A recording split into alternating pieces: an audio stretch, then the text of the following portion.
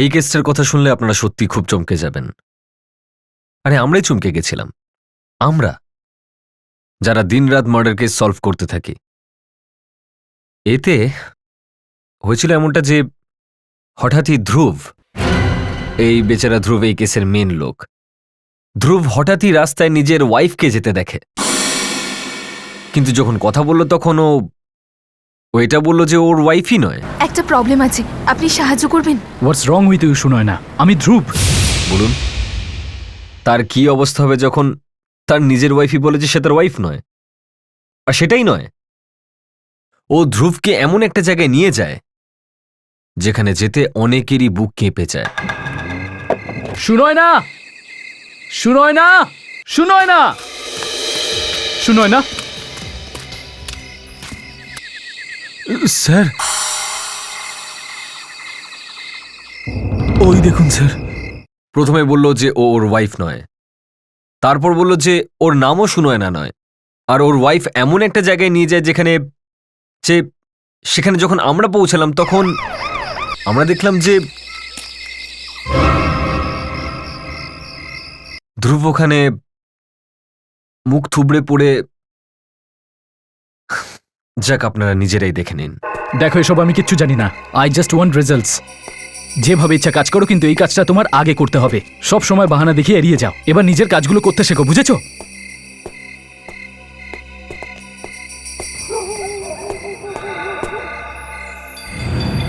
এই আজকে আমার কি হচ্ছে? এত মাথা যন্ত্রণা। আপনি ঠিক আছেন স্যার? আর ইউ ওকে?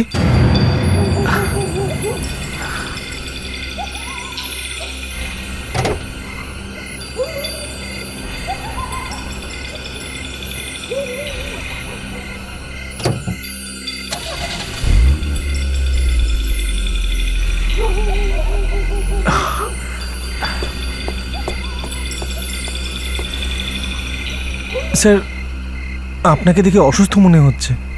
এমন অবস্থায় আপনি গাড়ি চালাবেন না, অ্যাক্সিডেন্ট হতে পারে স্যার। আপনি যদি বলেন তো আমি কি আপনাকে ড্রাইভ করে বাড়ি ছেড়ে দেব? ঠিক আছে স্যার, আপনার অবস্থা দেখে কিন্তু আমি ঘাবড়ে গেছিলাম। ভাগ্যিস এই অবস্থা আপনার ড্রাইভিং করার সময় হয়নি, তাহলে অ্যাক্সিডেন্ট হতে পারতো স্যার।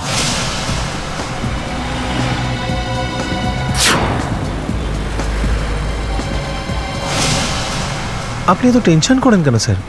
তাছাড়াও আপনার স্ত্রী তো একজন খুব বড় ডাক্তার। বাড়িতে একজন ডাক্তার থাকলে তো একটু সুবিধা হয় বই কি।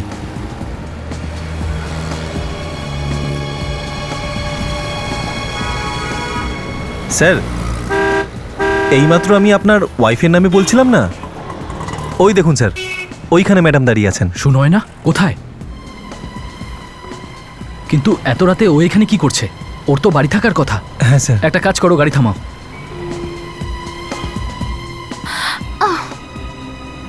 সুনয়না, তুমি এখানে এখন কি করছো? তোমার তো বাড়িতে থাকার কথা। একটা প্রবলেম আছে, আপনি সাহায্য করতে পারবেন? হোয়াটস রং উইথ ইউ সুনয়না? আমি ধ্রুব। কোনো প্রবলেম আছে?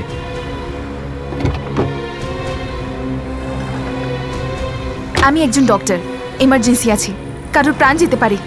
আমাকে সেখানে তাড়াতাড়ি পৌঁছতে হবে। আমার গাড়িটা খারাপ হয়ে গেছে, আপনারা আমার সাহায্য করতে পারবেন প্লিজ? এমার্জেন্সি? কিন্তু সুনয়না, তোমার শরীর ঠিক আছে তো?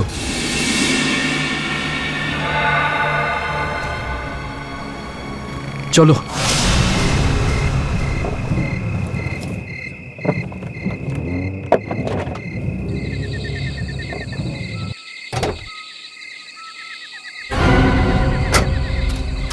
শুনোয় না, আমার কথা শোনো। শুনোয় না, শুনোয় না, শুনোয় না, ফিরে এসো, ওখানে যেও না। শুনোয় না।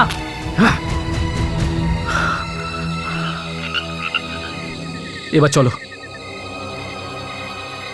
এবার তোমার আবার কি হলো? স্যার, ওই দেখুন স্যার, কবরস্থান। ও মাই গড! শুনোয় না, শুনোয় না, শুনোয় না, শুনোয় না, শুনোয় না, শুনোয় না, শুনোয় না, শুনোয় না।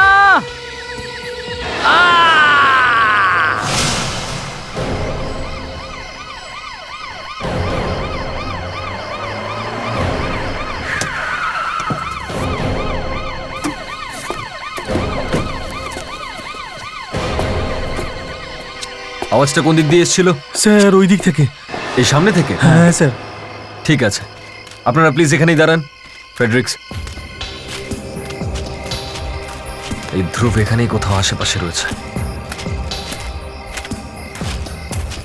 একটা কাজ করা যাক, আমরা চারদিকে ছড়িয়ে পড়ি, ভালো করে খুঁজতে হবে। ওকে?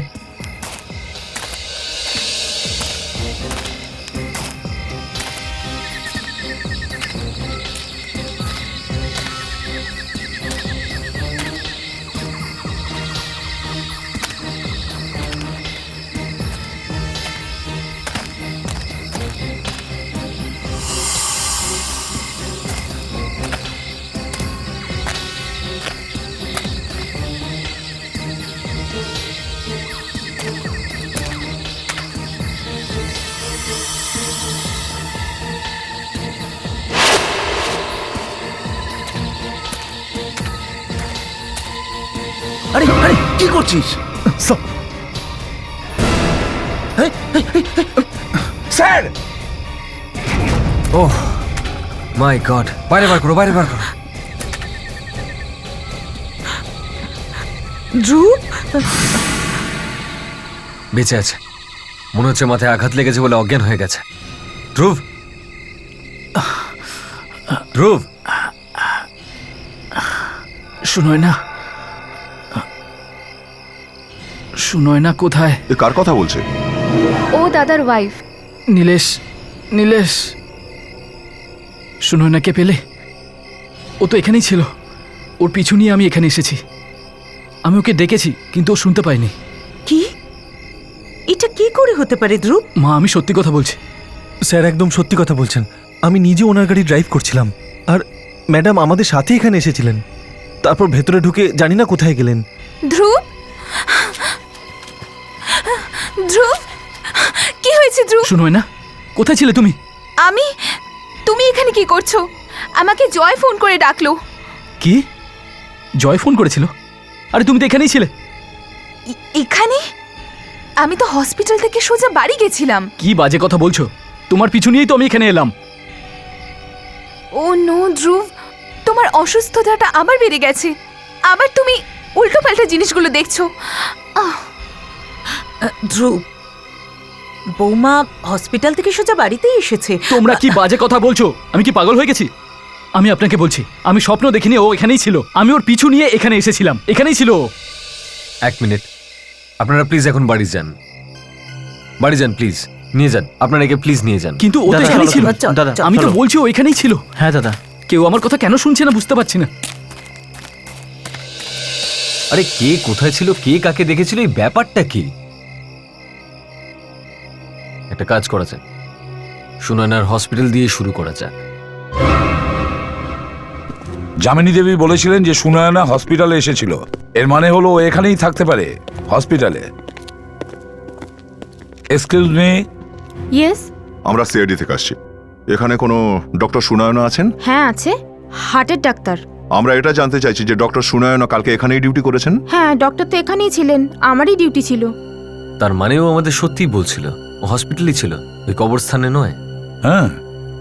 আচ্ছা, আপনি কি বলতে পারবেন উনি কাল রাতে হসপিটালে কটা নাগাদ এসেছিলেন? এক্ষুনি দেখছি।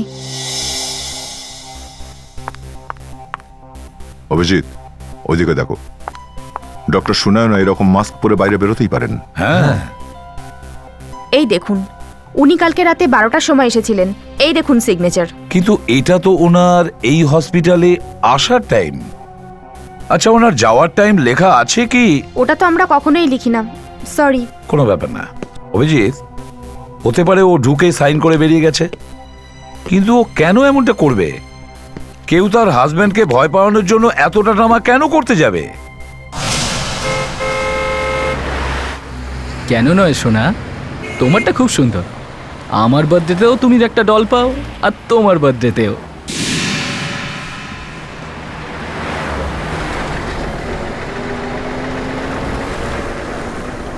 স্যার স্যার কি ব্যাপার? স্যার আমি খুব বিপদের মধ্যে আছি। আমার মেয়েটা ভীষণ অসুস্থ স্যার। এখান থেকে হাসপাতাল নিয়ে যাওয়ার জন্য কোনো গাড়ি পাচ্ছি না। প্লিজ আপনি একটু আমায় সাহায্য করবেন। আমার আমার মেয়েটাকে একটু হাসপাতালে পৌঁছে দেবেন প্লিজ। দেখুন, আপনি চিন্তা করবেন না, আমি আপনার মেয়েকে হসপিটাল নিয়ে যাব। কিন্তু উনি কোথায়? 1 সপ্তাহ ধরে আমার মেয়ে অসুস্থ হয়ে পড়ে আছে, জ্বরে গা পুড়ে যাচ্ছে। আসুন আসুন আসুন আসুন স্যার, আমি ভীষণ অসহায় বোধ করছি। আপনি চিন্তা করবেন না, আমি সব ব্যবস্থা করে দিচ্ছি। কিন্তু উনি কোথায়? আসুন, এই দিকে আসুন আসুন আসুন।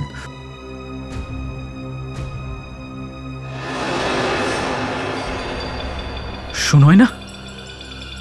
মাম্মি, শুনোয় না, তুমি এখানে কি করে? আর এই অবস্থায় তুমি ঠিক আছে তো? শুনোয় না? হ্যাঁ, এ কে তুমি? হ্যাঁ? আর তুমি আমায় মিথ্যে বলেছো?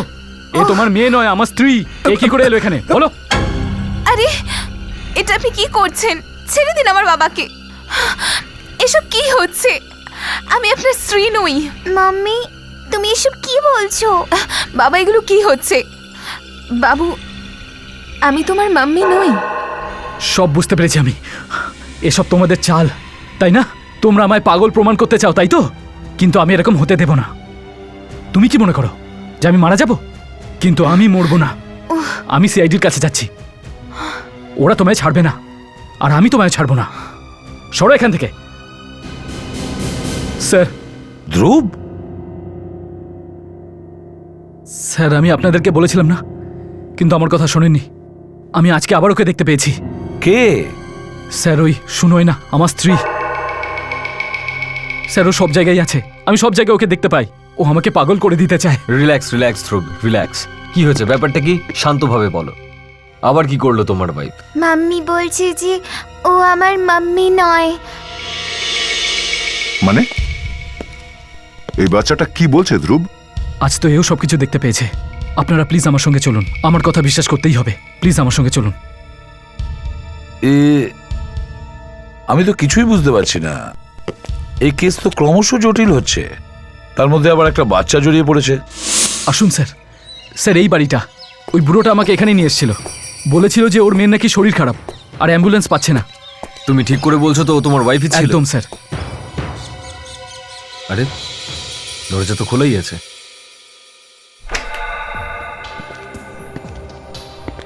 এসব কি? হ্যাঁ, বাড়ির অবস্থা দেখে তো মনে হচ্ছে না যে এখানে কেউ থাকতো। স্যার, ও ভেতরের রুমে ছিল। আপনি আমার সঙ্গে আসুন। এটা কি করে সম্ভব? স্যার, আমি তো নিজে চোখে ওকে এখানেই দেখেছিলাম। এখানে? পাপা, মাম্মি কোথায় গেল?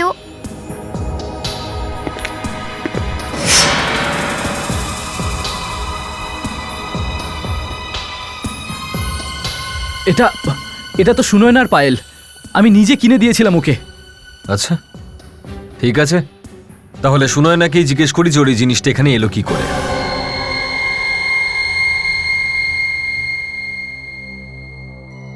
আপনি শুনলেন তো আপনার মেয়ে আর আপনার স্বামী কি বলছে? আপনি অসুস্থ সেটা দেখানোর চেষ্টা করছেন। কেন? বাই দ্য ওয়ে, শুনোয় না দেবী, ওই বুড়ো লোকটা কে ছিল? আবার সেই বুড়ো লোকটা? আমি আপনাদের বললাম তো যে আমি কোনো বুড়ো লোককে চিনি না। এবার আপনি বলুন, আমি কোনো অচেনা মানুষের বাড়িতে বিশ্রাম নিতে যাব? আমি একজন ডক্টর। যদি আমার শরীর খারাপ হয় তাহলে আমি নিজেই ওষুধ নিতে পারবো। পিঙ্কি সোনা, এদিকে আসো। আপনি বলুন, আমার মেয়ে আমার চোখের সামনে আসবে আর আমি ওকে চিনতে পারবো না? এমনটা হতে পারে কখনো? আমি নিজের মেয়েকে চিনতে পারবো না? মা, আপনিই বলুন, আপনি তো জানেন সব। এসিপি স্যার, আমার বৌমা ঠিকই বলছে। ও সকাল থেকে বাড়িতেই আছে। সকালে ওর এত জ্বর ছিল যে ও হসপিটালেও যেতে পারেনি। হ্যাঁ সাহেব, দিদি আজকে বিছানাতে বসে বসেই ব্রেকফাস্ট করেছে। সকাল থেকে উনি বাড়িতেই আছেন? দিদি নিজের ঘরে শুয়েছিল স্যার, কেউই ওকে বাইরে যেতে আসতে দেখেনি। মিথ্যে! তোমরা সবাই মিথ্যে কথা বলছো। আমি আজকে সবকিছু নিজের চোখে দেখেছি। কিন্তু ধ্রুব, আমরা সবাই কেন মিথ্যে বলবো? এক মিনিট, এটা এটা কি আপনি নিশ্চয়ই বুঝতে পারছেন? হ্যাঁ, এটা আপনারই তো না? এটা ওই ভদ্রলোকের ঘরে কি করে পৌঁছলো? আহ, আহ, এটা দেখতে তো একদম আমার পায়েলের মতো, কিন্তু এটা আমার নয়। আচ্ছা, তার মানে আপনি এটাকে অস্বীকার করছেন, অথচ আপনার হাজবেন্ড নিজে বলছেন যে এই জিনিসটা আপনার। আমি বললাম তো যে এই পাইলটা আমার নয়, এক্ষুনি দেখাচ্ছি।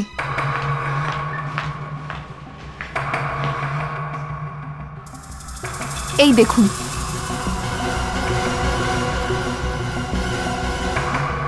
এবার তো আপনারা বিশ্বাস করতে পারছেন, ধ্রুব আর পিঙ্কি অন্য কাউকে দেখেছে। মনে হয় দাদার ওপর বেশি প্রেশার এসে গেছে, ডাক্তারের কাছে নিয়ে যেতে হবে। Shut up. ডক্টরের আমার নয়, তোমাদেরকে দেখানোর দরকার, কারণ তোমরা আমায় পাগল প্রমাণ করতে চাও। তোমরা সবাই আমার শত্রু, আর তুমি তো আমার সবচেয়ে বড় শত্রু। এসিপি স্যার, এরা সবাই আমাকে পাগল প্রমাণ করতে চায়, আর ও তো আমার সবচেয়ে বড় শত্রু। তোকে তো আমি ব্যাস, কখনো কখনো আমারও মাথায় আগুন চেপে যায়, বুঝেছ? নিজেকে সামলাবার চেষ্টা করো, নয়তো। আমার তো মনে হয় আপনাকেও ডক্টর দেখানো দরকার।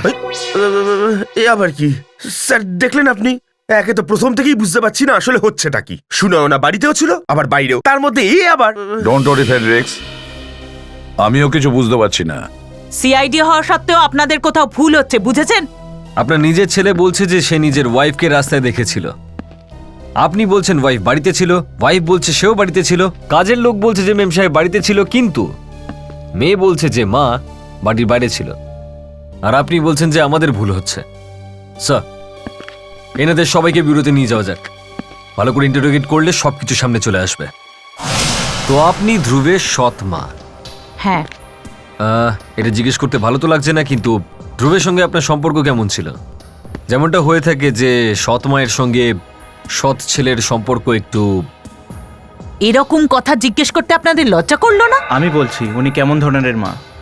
উনি এত ভালো মা যে একটা সৎ ছেলের খেয়াল রাখতে রাখতে নিজের ছেলের কথাই ভুলে গেছেন। সবাইকে দেখাতে চাইছেন যে আমি কত ভালো সৎ মা হতে পারি। ব্যাস, ধ্রুবের ব্যাপারে এরা যা খুশি তাই বলে দেয়। যখনও অসুস্থ ছিল যখন অসুস্থ ছিল। ধ্রুব, তুমি কি কাউকে সন্দেহ করো? আমি বলতে চাইছি, কেউ তোমার সাথে এরকম কেন করবে? প্রপার্টি, আবার কি?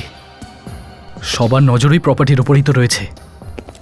আমার ভাই জয়, ওর স্ত্রী কীর্তি, আমার নিজের স্ত্রী সুনয় না, আর আমার মাও, এরা প্রপার্টির জন্য সবকিছু করতে পারে। আমি সব প্রপার্টি পাবো। কোন অসুস্থতার কথা বলছেন আপনি? দাদার মাথা একদম খারাপ হয়ে গেছে, উনি যা কিছু করে ফেলতে পারেন। আমার ছেলে পাগল নয়। এদেরকে বারবার বলেও কোনো লাভ হচ্ছে না। কতবার বলেছি ছাদে ময়লার বালতি রাখবে না, কিন্তু কেউ শুনলে তবে না। এটা ময়লার বালতি রাখার কোনো জায়গা হলো? হ্যাঁ, অনেকবার বলেছি, কেউ শোনে না। আরে দরজাটা খোলা কেন?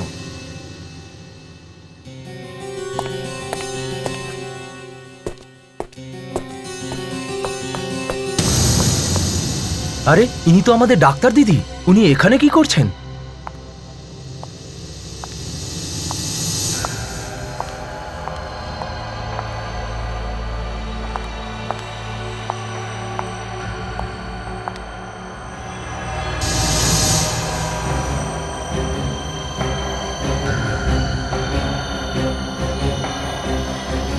ম্যাডাম কি করছেন? ম্যাডাম এরকম করবেন না। দান ম্যাডাম, ম্যাডাম দান দান দান ম্যাডাম, ম্যাডাম না।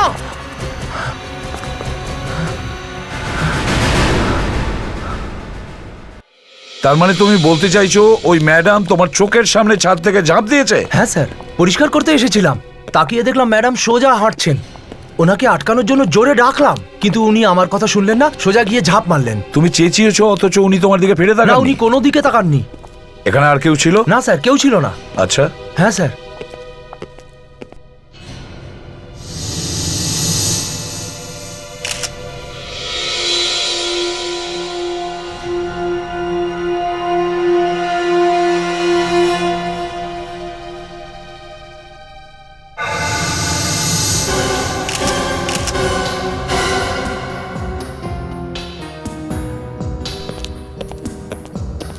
স্যার, হ্যাঁ ফেডরিক্স, এরকম প্রথমবার দেখলাম কেউ একজন আত্মহত্যা করেছে, কিন্তু পার্স সাথে নিয়ে লাভ দিয়েছে।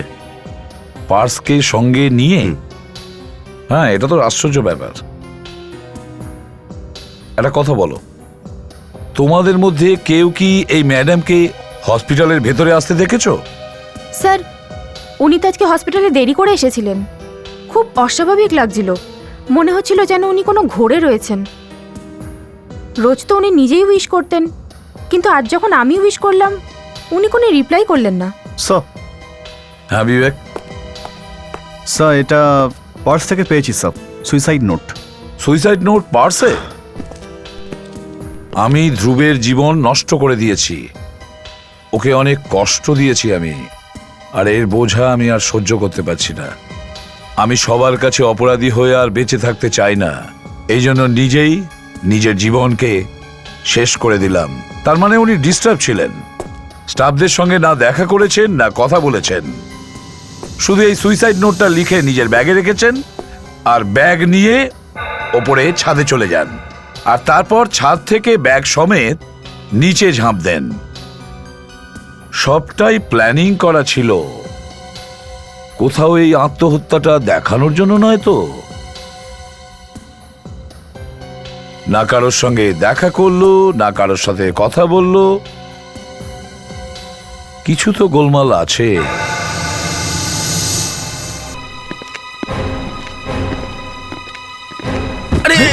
আরে কি হলোটা কি? দেখে চলতে পারেন না? বয়স তো অনেক হলো দেখছি, মাথায় বুদ্ধি হয়নি এখনো? কি বললি? হ্যাঁ, লয়ারকে ধাক্কা মেরেছো তুমি। তো লয়ার? আচ্ছা, আমরা সিআইডি থেকে আসছি। সিআইডি? I am sorry.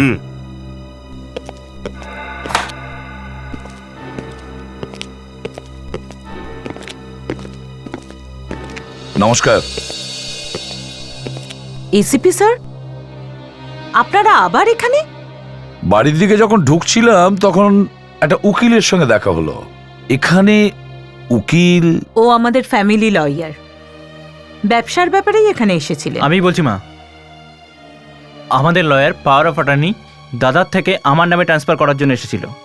দাদার শরীরটা ভালো নেই, সেই জন্য বিজনেসের সব কিছু দায়িত্ব এখন আমি নিচ্ছি। এতে আপনাদের কোনো সমস্যা আছে? জয়, মিস্টার ধ্রুব, এটা কি সত্যি? হ্যাঁ এসিপি স্যার, দেখুন ধ্রুবের অবস্থা দিনের পর দিন খারাপ হচ্ছে, ওর কোনো কিছু খেয়ালই থাকে না, তাই আমি ওর ওপর কোনো প্রেশার দিতে চাই না। তাই কিন্তু আপনারা এটা বলেননি যে আপনারা কেন এলেন? অ্যাকচুয়ালি আপনাদের ফ্যামিলির জন্য একটা খারাপ খবর আছে। Bad news? কোথাও এটা দিদির ব্যাপারে না তো? আপনি কি করে জানলেন যে ওনার ব্যাপারে বলছি? আমি জানতাম এসিপি স্যার, ও আমার ফোন তুলছে না, আর হসপিটাল থেকেও কেউ বলছে না ও কোথায়। বলুন না স্যার, শুনুন আর কি হয়েছে। দেখুন, বলতে যদিও খুব খারাপ লাগছে, উনি আর বেঁচে নেই। কি? হ্যাঁ, হসপিটালের স্টাফেরা বলেছে উনি ছাদ থেকে ঝাঁপ দিয়ে প্রাণ দিয়েছেন। হয়তো এটা আত্মহত্যা। বেচারি মেয়েটা, প্রথমে তো ওকে এই বলে বদনাম করা হলো যে ধ্রুবকেও পাগল করার চেষ্টা করছে, আর এখন সবকিছু শেষ হয়ে গেল।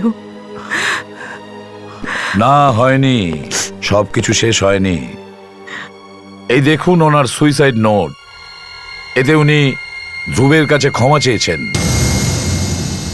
ও নো, তার মানে বৌদি সবকিছু জেনে শুনে করেছে? দাদা চলো দাদা।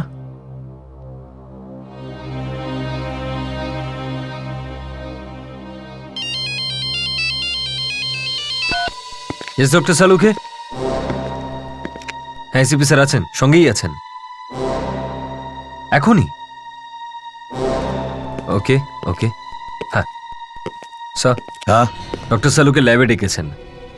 মনে হচ্ছে সুনয়নার সুসাইডের সিক্রেট জানতে পারবো। এর চোখ দুটো দেখো, দুটো চোখের মনি একই দিকে তাকিয়ে আছে, একদম ফিক্সড। মানে ওর চোখের মনি এই জায়গায় এসে আটকে গেছে। তার মানে বস এই যে মৃত্যুর আগে ওর চোখ স্থির হয়ে গেছিল। আটকে গেছিল? তার মানে এটা কি? মানে হলো ও আসলে কি দেখছিল ও নিজেই জানতো না। নিজের ওপর ওর একেবারেই কন্ট্রোল ছিল না। কেউ একজন রিমোট কন্ট্রোল চালিয়ে ওকে ওপর থেকে ফেলে দিয়েছে। এই সন্দেহটা আমারও ছিল প্রথমে। দেখেছো? এখন বলছো? আমার বলার আগে তোমার মনে পড়েনি? ডক্টর সারুকে শুনোয় না তো কোনো মেশিন বা কম্পিউটার ছিল না যে ওকে কমান্ড করে দেওয়া যাবে এটা করো সেটা করো। মানুষকেও প্রোগ্রাম করার উপায় আছে, হিপনোটিজম। ঝাঁপ দেওয়ার সময় যে পরিস্থিতি ছিল সেটাকে পোস্ট হিপনোটিক স্টেট বলে। তার মানে কেউ একে হিপনোটাইজ করে বললো যে যাও ওপর থেকে ঝাঁপ মারো। একদম ঠিক। মেয়েটাকে অবশ্যই হিপনোটাইজ করা হয়েছিল, এ নিজে থেকে ঝাঁপ দেয়নি। একে কেউ ঝাঁপ দিতে বাধ্য করেছিল। বস, এটা আত্মহত্যা নয়, খুন। কিন্তু স্যার, আমাদের এখনই সুনয়নার হসপিটালে যাওয়া উচিত। হ্যাঁ স্যার, আমি পরাগ। সেদিন গেটে আমি ছিলাম। আচ্ছা, আচ্ছা একটু মনে করে বলো, যেদিন সুনয়না ম্যাডাম এখানে এসেছিলেন তুমি অদ্ভুত কোনো ব্যাপার নোটিস করেছিলে? না স্যার, অদ্ভুত কিছু তো নয়। হ্যাঁ, ওই দিন ম্যাডাম তো অন্য গাড়িতে এসেছিলেন, অন্য একটা গাড়ি। অন্য একটা গাড়িতে মানে? স্যার, ম্যাডাম তো এমনিতে রোজ সাদা গাড়িতে আসেন, কিন্তু ওই দিন উনি লাল রঙের ফাসকিয়া গাড়ি ছিল, আর গাড়িটা উনি পার্কও করেননি। আচ্ছা, ও তারপর? স্যার, ওনার সাথে আরও একজন ম্যাডাম ছিলেন, উনি ম্যাডামকে নামিয়ে দিয়ে চলে গেলেন। তার মানে হলো কেউ ওনাকে প্রথমে হিপনোটাইজ করেছে, তারপর গাড়িতে বসিয়েছে, আর এখানে হসপিটালে এনে ছেড়ে দিয়েছে। আচ্ছা, এটা বলো, তুমি ওই ম্যাডামকে চিনতে পারবে? না স্যার। আচ্ছা, ওই গাড়িটার ব্যাপারে কিছু মনে আছে? ওর নাম্বার? না স্যার, নাম্বার তো মনে নেই। তবে হ্যাঁ স্যার, গাড়ির সামনের কাঁচের উপরে একটা ডিজাইন করা স্টিকার লাগানো ছিল, আর ওতে লেখা ছিল HLH। হ্যাঁ স্যার, HLH। তাড়াতাড়ি করো বিবেক, মুম্বাইতে আগে দেখো। 22,000 হলোগ্রাম আছে সব, একটু টাইম লাগবে। লাল রঙের একটা লম্বা গাড়ি, লম্বা চুল, ফর্সা মহিলা। ওরা তো কীর্তি বা যামিনী কেউ নয়। স্যার, আমরা এইটুকুই বুঝতে পারছি যে সুনয়নাকে হিপনোটাইজ করেছিল কোনো এক মহিলা। হ্যাঁ, আমি তো ভাবছিলাম যে উনি নিজের হাজব্যান্ডকে ভয় দেখানোর জন্য এই ড্রামাটা করেছিলেন, কিন্তু কেউ ওনাকেই হিপনোটাইজ করে তারপর খুন করে দেয়। স্টপ। এইটাই যেটা ওয়াচম্যান বলেছিল, ঠিক সেরকমই। স্যার, হ্যাঁ, পেয়ে গেছি। এটা হেলথ লাইফ হসপিটালের logo. HLH, health life hospital থেকে আসছি। হ্যাঁ বলুন। আমরা এখানে একটা গাড়ির খোঁজ করতে এসেছি। কার মানে? গাড়ি মানে লাল রঙের লম্বা একটা গাড়ি, ফাস্কি আকার, যার উপরে এই হেলথ লাইফ হসপিটালের লোগো লাগানো আছে। ওই গাড়িটা তো ডক্টর সাধনার। হ্যাঁ বলুন, আমি ডক্টর সাধনা। না মানে ওই দুদিন আগে আপনার গাড়িতে কোনো মহিলা বসেছিলেন? দুদিন আগে? হ্যাঁ, শুনোয় না। এই সুনয়না আপনার সঙ্গে কি করছিল? কিছু হয়েছিল কি ওনার? দেখুন, আমি ওনাকে চিনতাম, কারণ উনিও একজন ডাক্তার ছিলেন। কিন্তু সেদিন যখন হঠাৎ অচেনা একটা লোকের সাথে আমার হসপিটালে দেখলাম, তো ভাবলাম একবার হ্যালো বলি। কিন্তু সেদিনকে একটু অন্যমনস্ক ছিল। সুনয়না একজন লোকের সঙ্গে ছিল, আপনাকে কিছু বলেছে ও? ও বলল যে ওর একটা জরুরি কাজ আছে, আর আমি যেন ওকে হসপিটালে ছেড়ে দিই। আমি যে ওকে কিছু জিজ্ঞাসা করব, ও চলে গেল। এক মিনিট, এই লোকটা দেখতে কেমন ছিল?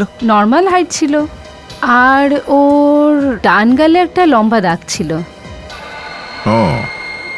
জয়, যদি তুমি ব্যবসা না সামলাতে পারো তাতে আমি কি করব? কীর্তি, এই ফাইলে সাইন করো, নালে আমরা খুব বড় বিপদে ফেসে যাব। টাকা তো আমাদের দিতেই হবে, তাও তাড়াতাড়ি। তোমার টাকা চাই, তাই তো?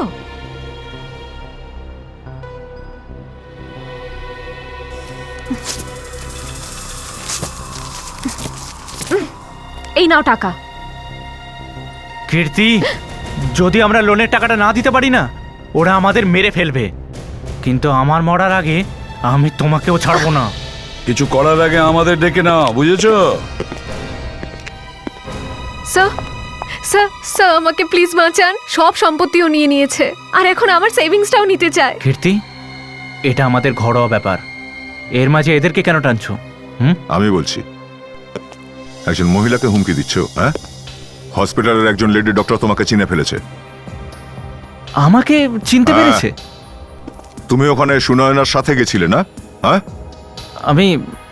আমি তো সুনয়নার মৃত্যুর আগে হসপিটালে যে শেষ লোকটা ওনার সঙ্গে ছিল সে তুমিই ছিলে, আমার কিছু ছিলে কি না? হ্যাঁ ছিলাম। হ্যাঁ, আমি ভয় পেয়ে গেছিলাম। আমি ভাবলাম এই ব্যাপারটা আপনাদের সামনে আসলে আপনারাই আমাকে খুনি ভাববেন। ভাববই তো, আর এখনো তাই ভাবছি। কিন্তু আমি ওখানে অন্য কাজে গিয়েছিলাম। ওখানে গিয়ে দেখলাম যে বৌদি দাঁড়িয়ে আছে। বড় অদ্ভুত দেখাচ্ছিল।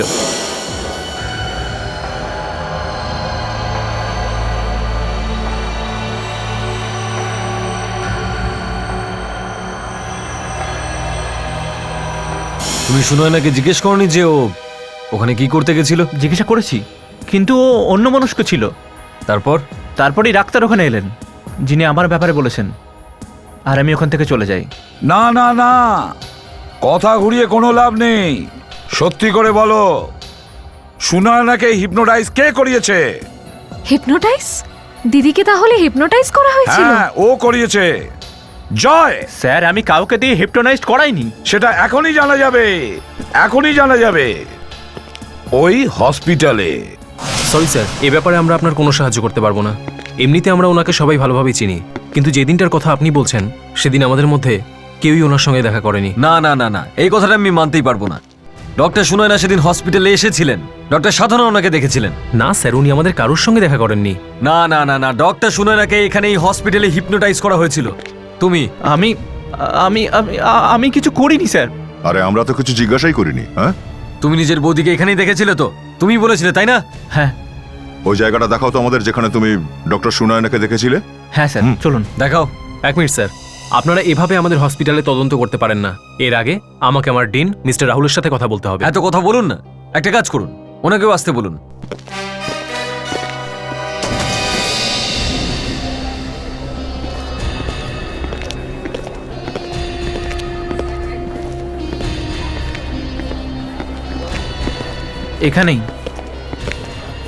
এখানেই বৌদির সাথে দেখা হয়েছিল।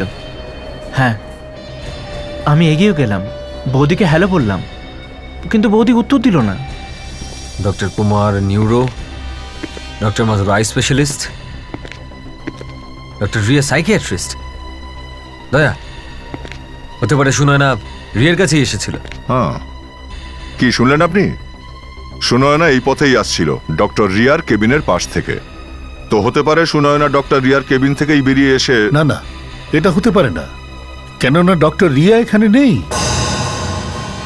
ডক্টর রিয়া এখানে নেই মানে? উনি 2 সপ্তাহ ধরে ছুটিতে আছেন। ওনার যত পেশেন্ট ওনার জুনিয়র ডক্টর সুনীল দেখছেন। আপনারা যদি মনে করেন তো ওনার সঙ্গে কথা বলতে পারেন।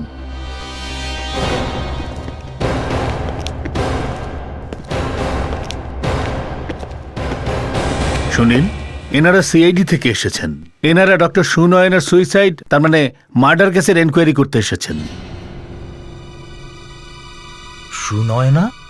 কি হলো ডাক্তারবাবু, সব ঠিকঠাক আছে তো? হ্যাঁ হ্যাঁ হ্যাঁ। ডক্টর সুনীল, আপনি এই লোকটাকে চেনেন? চেনেন আপনি একে? না। কে কে ইনি? দেখলে, আমি তো বলছিলাম এই মিথ্যে বলছে। আরে এ আমাকে কি করে চিনবে? এ তো, আপনারা আমাকে জোর করে ফাঁসানোর চেষ্টা করছেন না তো? 1 মিনিট, আপনি সুনয়নাকে তো নিশ্চয়ই চেনেন, 2 দিন আগে এসেছিলেন এখানে। সুনয়না? এর সাথে আমার কি সম্পর্ক? সম্পর্ক আছে। এই লোকটা সুনয়নাকে তোমার কেবিনের বাইরে দেখেছিল। না, এটা মিথ্যে, এমন কিছুই হয়নি। হলে তো অনেক কিছুই হতে পারে ডক্টর সুনীল। দেখতে চান আপনি? হ্যাঁ, ফ্রেডরিক্স, এদিকে এসো।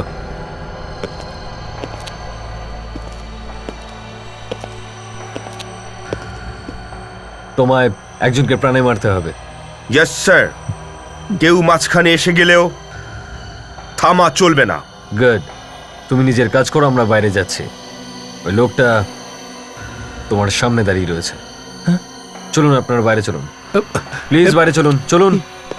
আপনারা কি করছেন? দেখুন, আপনারা এটা করতে পারেন না, প্লিজ। আরে কেউ কেউ আটকাও একে।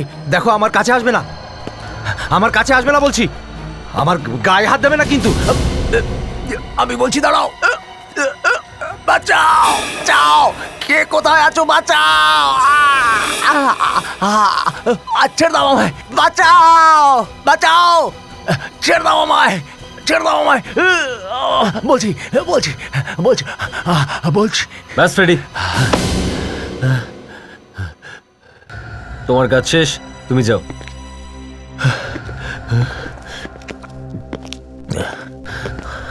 চলো ডাক্তারবাবু, তাড়াতাড়ি সত্যিটা বলে ফেলো, না হলেও কিন্তু আবার।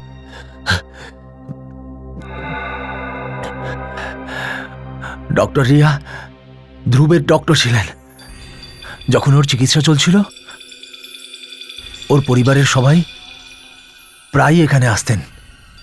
ওর মা এখানে আসতেন, এই যে ওর ভাই, ওর ওয়াইফ, পরিবারের সবাই মাঝে মধ্যেই এখানে আসতো। তারপর ও সুস্থ হয়ে যাবার পরেও ওর ওয়াইফ প্রায়ই ডক্টর রিয়ার সাথে দেখা করতে আসতো। ওর হাজব্যান্ডকে নিয়ে খুব চিন্তিত ছিল। আমিও ডক্টর রিয়ার সাথে ওনার ট্রিটমেন্ট সেশনে প্রায়ই বসতাম। তারপর একদিন একটা ফোন এলো। ও বলল যে আমি যদি সুনয়নাকে হিপনোটাইজ করে ওকে আত্মহত্যা করতে বাধ্য করি তাহলে 1 লাখ। তখন আমার টাকার খুব দরকার ছিল, তাই যখনই উনি এখানে এলেন আমি ওনাকে হিপনোটাইজ করি। লাস্ট যখন কথা বলে সত্যিই বলে, ঠিকই সন্দেহ করেছিলাম। কে দিয়েছিল কন্ট্রাক্ট? ফোন কে করেছিল? ও নিজের নাম আমাকে বলেনি। নাম যদি নাও বলে, টাকা দেওয়ার জন্য লোকটা এসেছিল তো নিশ্চয়ই। হ্যাঁ হ্যাঁ এসেছিল, কিন্তু আমি ওকে দেখতে পাইনি, কারণ থেরাপি রুমে ভীষণ অন্ধকার ছিল।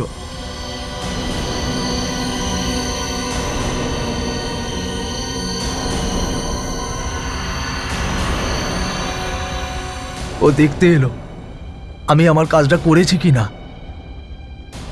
আমার কাজ শেষ হতেই ও টাকা রেখে চলে গেল। 1 মিনিট, যদি ওই লোকটা নিজে থেরাপি রুমে দাঁড়িয়ে থেকেই তোমাকে দেখে থাকে, তাহলে ও নিজে হিপনোটাইজড হলো না কেন? হ্যাঁ, যে মানুষটার মনের জোর খুব বেশি থাকে তার উপর হিপনোটিজম কাজ করে না। আচ্ছা, তাহলে তার ব্রেন খুবই পাওয়ারফুল। ঠিক আছে, দেখা যাক কত পাওয়ারফুল ওর ব্রেন। স্যার, আমাদের আবার ডাকলেন? এইভাবে বারবার কেন? দেখুন এসিপি স্যার, এমনিতেই আমাদের ফ্যামিলি চিন্তায় আছে। এরকম কতদিন চলবে? এটা শুধুই শেষবারের মতো, এরপর আপনাদেরকে আর আসতে হবে না। এবার সবকিছু পরিষ্কার হয়েছে।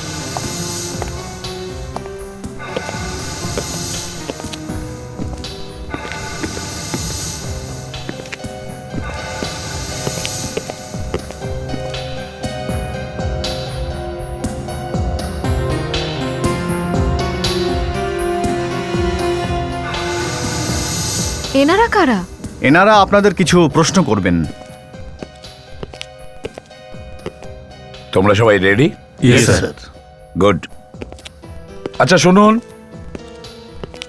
এই 4 জন আপনাদের কিছু প্রশ্ন করবে। তাহলে যান এদের সাথে।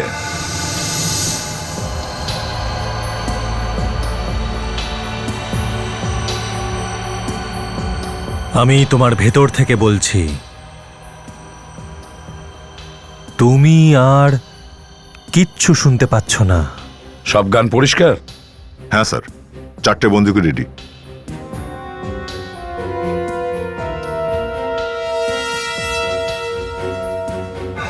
তুমি শুধু আমার কথাই শুনতে পাবে। আমি যা বলবো তুমি তাই করবে।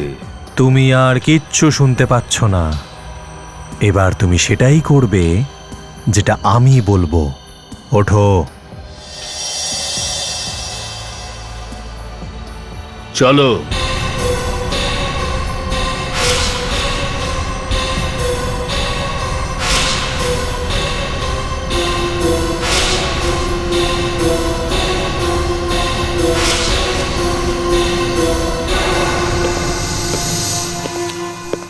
স্যার, এদের সবাইকে আমরা হিপনোটাইজ করে দিয়েছি, এবার ওরা সেটাই করবে যেটা আমরা করাবো। গুড, এবার শুরু করা যাক। ওকে।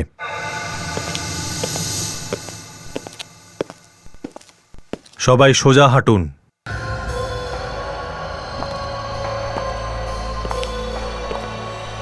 ভালো। দাঁড়ান, সামনে রাখা বন্দুক তুলে নিন।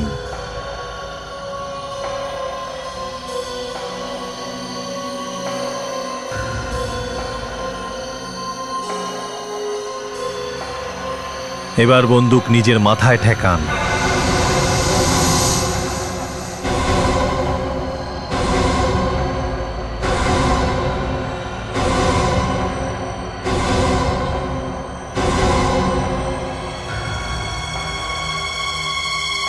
বন্দুকগুলোয় গুলি ভর্তি।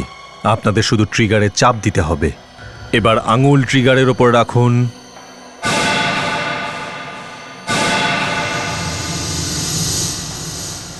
আর এবার ট্রিগার চাপুন।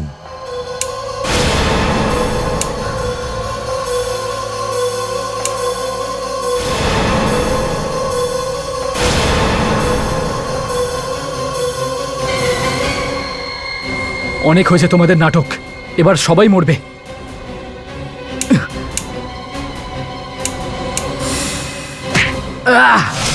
আমার কাছে আর কোনো রাস্তা ছিল না। আমার বিজনেস ডুবে যাচ্ছিল। তারপর একদিন আমি আমার পুরনো রোগের মেডিকেল রিপোর্ট হাতে পাই। আমি ভাবলাম যে আমি যদি ওরকমই হয়ে যাই, যাতে নিজের প্রাণ বাঁচাতে পারি। সবার থেকে বাঁচার জন্য এত বড় ড্রামা করলে তুমি, হ্যাঁ? হ্যাঁ, সবার সন্দেহ সুনয়নার ওপর যায়। সুনয়নাও ব্যাপারটা জানতো। কিন্তু ওকে খুন করতে গেলে কেন? যদি ও মুখ খুলে দিত তাহলে আমার সব পরিশ্রম বিফলে যেত। তখন আমি ভাবলাম যে ওর মৃত্যুর পর ওর ইন্স্যুরেন্সের সব টাকা আমি পেয়ে যাব। বাহ, সুন্দর প্ল্যান। টাকার লোভে পড়ে তুমি তোমার স্ত্রীকে মেরে ফেললে, কিন্তু নিজের মেয়ের কথা একবারও ভাবলে না।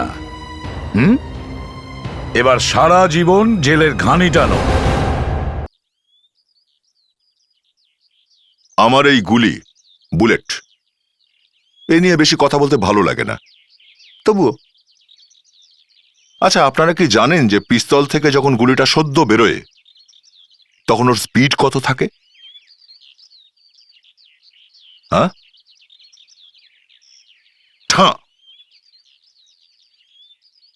একটা বুলেট 1 সেকেন্ডে 1 কিলোমিটার পর্যন্ত যেতে পারে। 1 কিলোমিটার 1 সেকেন্ডে। এবার আমি আপনাদের বলি, একটা ঘরের মধ্যে 2টো লাশ পড়ে আছে, আর 2টো লাশের পাশেই একটা করে পিস্তল পড়ে আছে। আর একজনের ছাতিতে গুলি লেগেছিল আর অন্যজনের পিঠে। ঘরটা সব দিক থেকেই বন্ধ ছিল, না কেউ ঢুকেছে না কেউ বেরিয়েছে। কিছুতেই বোঝা যাচ্ছিল না যে হয়েছিলটা কি। একজনের সামনের দিকে গুলি লেগেছিল আর অন্যজনের পিছনের দিকে। আর তার উপরে এই ডক্টর সালুকে তো মাথা খারাপ করে দিয়েছিল যে ওখানে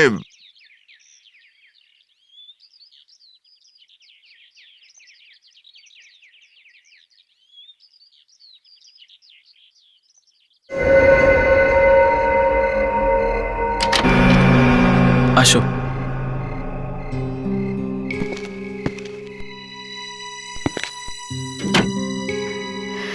আসো,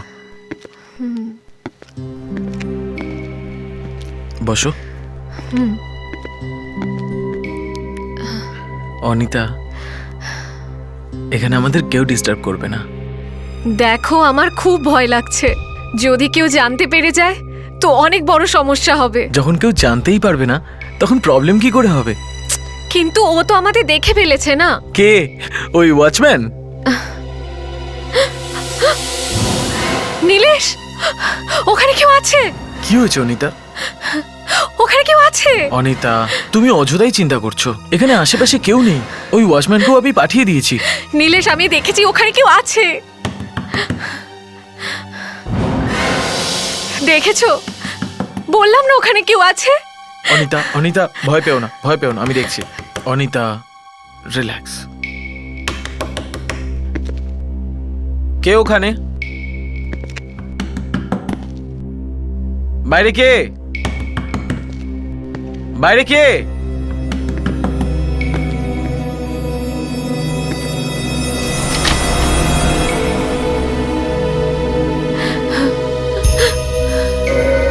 এখানে তো কেউ নেই।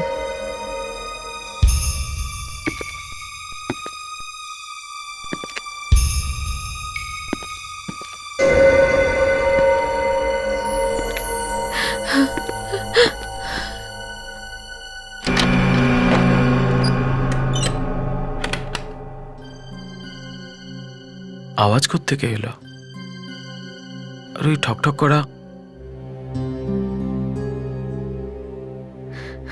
ও ওখানেই কোথাও আছে।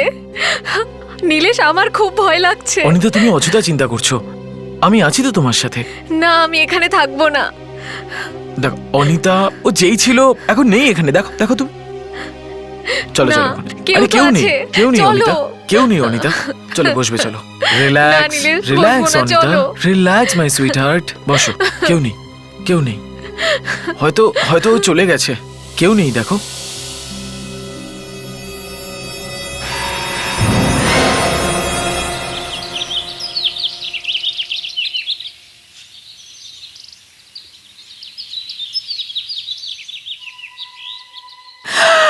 খুন, কিশোর বাবুর খুন। কি কি হলো? কিশোর বাবুর খুন? আরে এই অন্য লোকটা কে? দুটো খুন।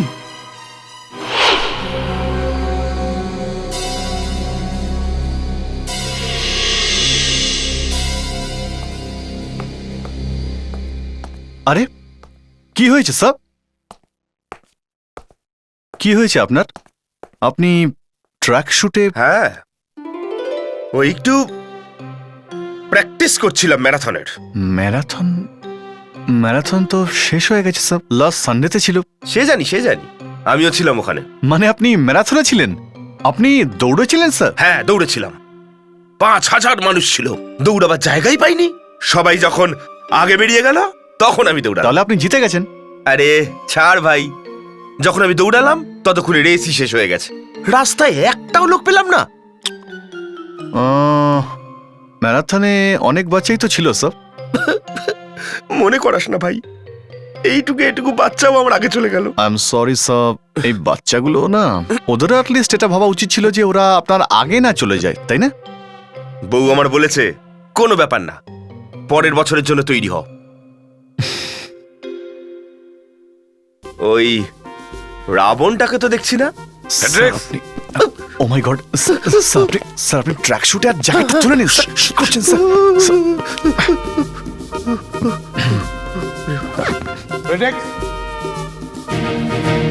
কেউ রাবণ বলেছে এখানে?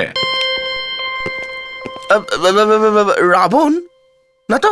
না কি? আমি নিজের কানে শুনলাম কেউ রাবণ বলেছে।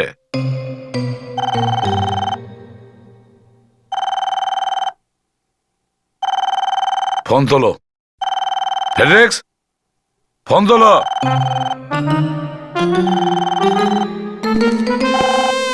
এটা কি পড়ে আছো তুমি? ম্যারাথন। Hello, marathon? ম্যারাথন তো শেষ হয়ে গেছে। সামনের বছরের জন্য খুন দুটো স্যার, দুটো ম্যারাথন। তোমার মাথা ঠিক আছে স্যার? একসাথে দুটো খুন হয়েছে। খুন? কখনো কখনো বাবু দেরিতে উঠতো বলে একটা চাবি আমাকে দিয়ে রেখেছিলেন, কিন্তু আজ সকালে যখন এলাম আমি দেখলাম যে কিশোর বাবু। আচ্ছা ঠিক আছে ঠিক আছে। ও তোমার সাহেব না? হ্যাঁ। হ্যাঁ। আর দ্বিতীয় জনকে? আমি জানি না স্যার, আমি একে প্রথমবার দেখলাম। আগে কখনো দেখোইনি? তুমি চেনো দ্বিতীয় জনকে? জানি না স্যার। উনি কে? এ কখন এসেছিল? জানি না স্যার। কখন ভেতরে আসলেন আমি তো দেখতেই পাইনি। জানি না। মেন গেটে তো তুমি ডিউটি করো। হ্যাঁ স্যার। তাহলে কি ডিউটির সময় ঘুমিয়েছিলে? এই বাংলোর একটাই গেট আছে, মেন গেট। কে ছিল এই লোক? কাল রাতে কিশোর বাবু মেইন গেট দিয়ে একা আসেন নিজের গাড়িতে, তারপর তো কেউ দেখা করতে আসেনি। দুটো খুন হয়েছে, দুটো, আর দুজনেরই গুলি লেগেছে। কিশোরের তো গুলি সামনের দিকে লেগেছে স্যার, একদম হার্টে। হ্যাঁ, একজনের সামনে গুলি লেগেছে আর একজনের লেগেছে পিঠে। স্যার, কিশোরকে গুলি করেছিল আর যখন ঘুরে দাঁড়িয়েছিল তখন কিশোর একে গুলি করে দিয়েছিল। কিশোর একে গুলি করেছে? হ্যাঁ স্যার। গুলি লাগার পর কিশোর ওকে গুলি করেছে? স্যার, দেখতে তো তাই মনে হচ্ছে। অভিজিৎ, ওরা কি গুলি করছিল না ফুল ছুড়ছিল? কিশোরের গুলি বুকে লেগেছে, 1 সেকেন্ডও বেঁচে থাকতে পারে না তারপরে, তাহলে ও গুলি মারবে কি করে? কিন্তু স্যার এই ঘরে এই বাড়িতে এরা দুজন ছাড়া তো আর কেউ ছিলই না, দুজনের কাছেই বন্দুক রয়েছে। তাহলে হয়েছিলটা কি এখানে? এটা দিয়ে গুলি চালানো হয়েছে স্যার। আচ্ছা, দ্বিতীয় বন্দুকটা দেখি।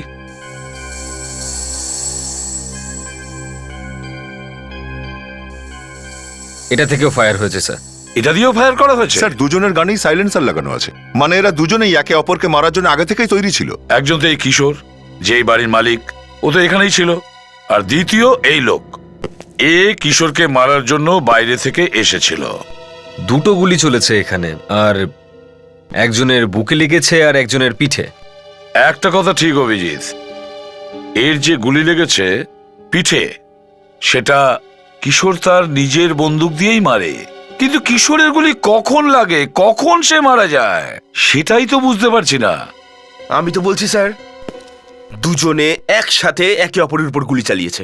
1 2 3 ডিসুম ডিসুম, একজন পড়ে গেল আর একজন ঘুরে চলে গেল।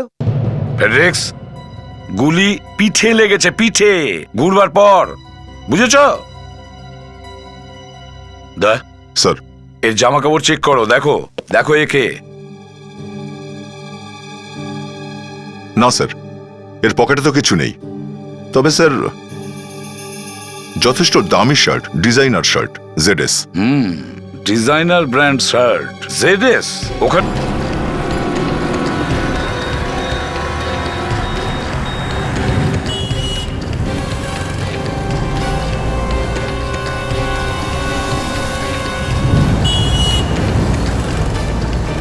ওকে, right, thank you.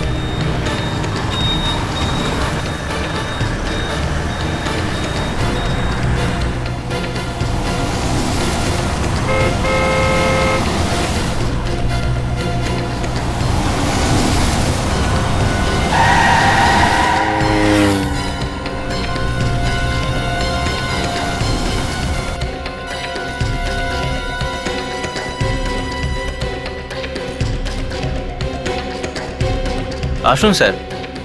Excuse me, আমি সিআইডি থেকে এসেছি। ওকে। এই লোকটাকে চেনেন আপনি? না স্যার, এ তো মারা গেছে। কি করব, বেচারা। কিন্তু এই যে শার্টটা পরে রয়েছে, হ্যাঁ, এই শার্টটা এই ZS ব্র্যান্ডের, এটা তো আপনাদের এখানেই পাওয়া যায়। হ্যাঁ, এটা ইটালিয়ান সিল্কের ZS ব্র্যান্ডের শার্ট আমাদের দোকানে পাওয়া যায়। আই থিঙ্ক উনি সেই লোকটাই যিনি নিউ ইয়ার পার্টির দিন অনেক জামা কিনেছিলেন। আমরা শুধু এর নাম আর অ্যাড্রেসটা চাই। হয়তো এনার নাম রাকেশ। রাকেশ? হ্যাঁ, এই নামটাই বলেছিলেন। আর অ্যাড্রেসের জন্য আমি কম্পিউটার দেখে এখনই বলে দিচ্ছি। আসুন sir.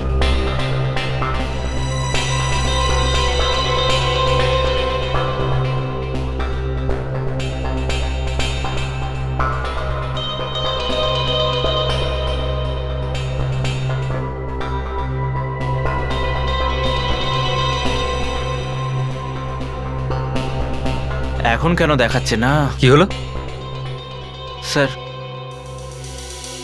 Sorry sir, I am really very sorry. Actually আমাদের কম্পিউটার খারাপ হয়ে গিয়েছিল, সেই জন্য সব ইনফরমেশনও চলে গিয়েছে। I am really very sorry sir. ওকে।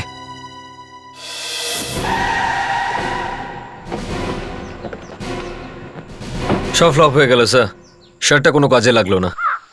আমি তো ভেবেছিলাম খুব সিম্পল কেস, দুজন লোকই একে অপরকে গুলি করেছে। দয়া, সব কেস যদি এত সহজে হতো তাহলে আমাদের প্রয়োজনটাই থাকতো না। আমাদের কেউ জিজ্ঞেস করতো কি?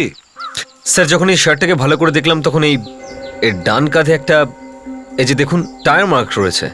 হ্যাঁ, টায়ারের ছাপ তো আছে, কিন্তু এই টায়ারের ছাপ রাইট শোল্ডারে আসলো কি করে? কোনোভাবে এর গায়ে টায়ার লাগেনি তো, নাকি এর ওপর পড়েছিল?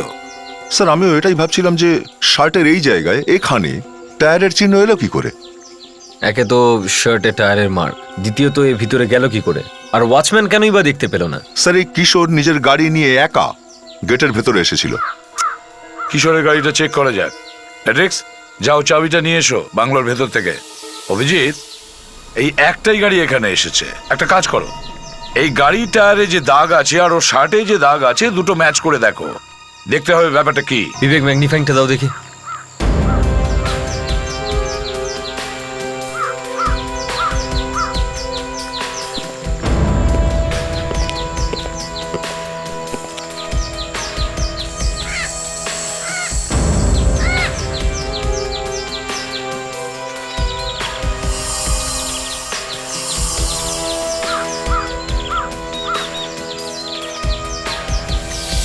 না স্যার, ম্যাচ করছে না। ম্যাচ হচ্ছে না?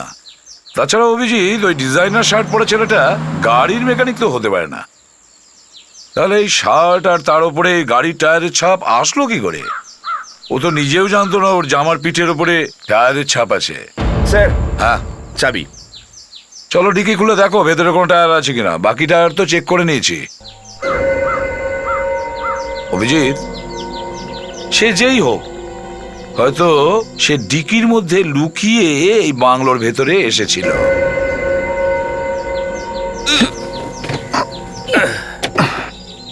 অভিজিৎ, একটু ম্যাগনিফাইং গ্লাসটা দাও তো।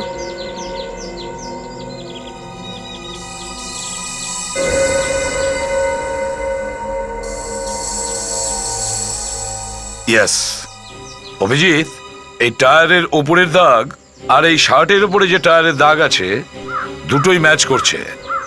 তার মানে রাকেশ এই গাড়ির ডিকিতে লুকিয়ে এই বাংলোর ভেতরে আসে। ওর কাছে চাবি ছিল, ও ভেতরে ঢোকে। ও কিশোরকে মারার জন্য এখানে এসেছিল স্যার। হ্যাঁ, কিন্তু কিশোর ওকে দেখে ফেলেছিল। তারপর নিজেদের মধ্যে একে অপরের উপর গুলি চালায়। হ্যাঁ সালুকে, আরে তুমি আবার কি অদ্ভুত আবিষ্কার করলে? কেন লুকোচ্ছেন আমার থেকে? এসিপি সাহেব, আপনার আর আমার মধ্যে তো কোনো কথা গোপন রাখা উচিত নয়। এরকম টেরা বেঁকা কথা বলার দরকার নেই সালুকে। তোমার কাছে কি লুকিয়েছি? হ্যাঁ, দুটো বডি এনে দিয়েছি, ক্রাইম রিপোর্ট দিয়েছি, আর কি চাই তোমার?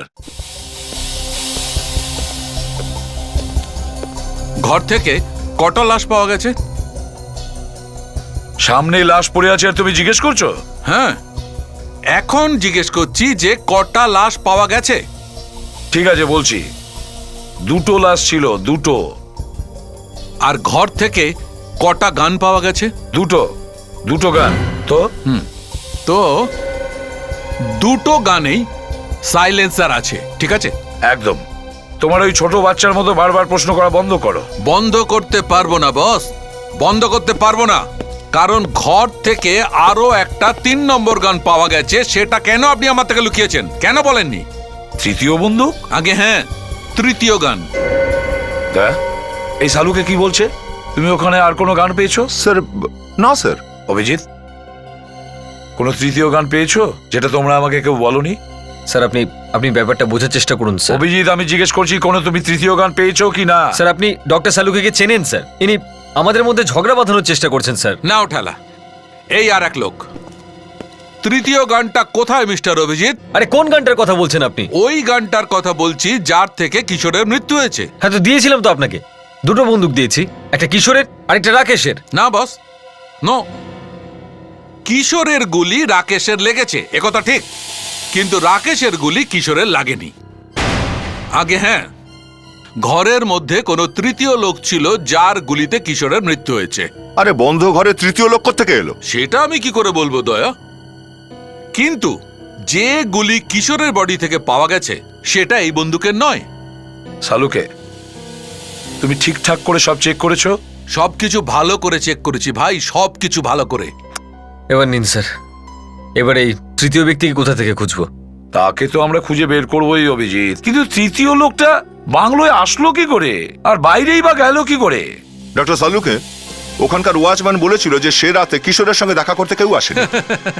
আরে ওয়াচম্যান তো একথাও বলেছিল যে ও রাকেশকে আসতে দেখেনি, রাইট? কিন্তু তারপরেও রাকেশের বন্দুক এবং তার লাশ আপনাদের সামনে। দেখো ভাই, যেমন ভাবে ঘরের মধ্যে একটা লোক লুকিয়ে থাকতে পারে, সেইভাবে দুজনও হতে পারে। রসিকতা ছাড়ো সালুকে। কিশোরের বাংলোতে ঢোকার একটাই রাস্তা আছে, আর সেটা হলো মেন গেট। সেসব আমি কিচ্ছু জানি না, কিন্তু আমি এই কথা বাজি ধরে বলতে পারি যে ঘরের মধ্যে কোনো তৃতীয় লোকও উপস্থিত ছিল, অবশ্যই ওখানে ছিল।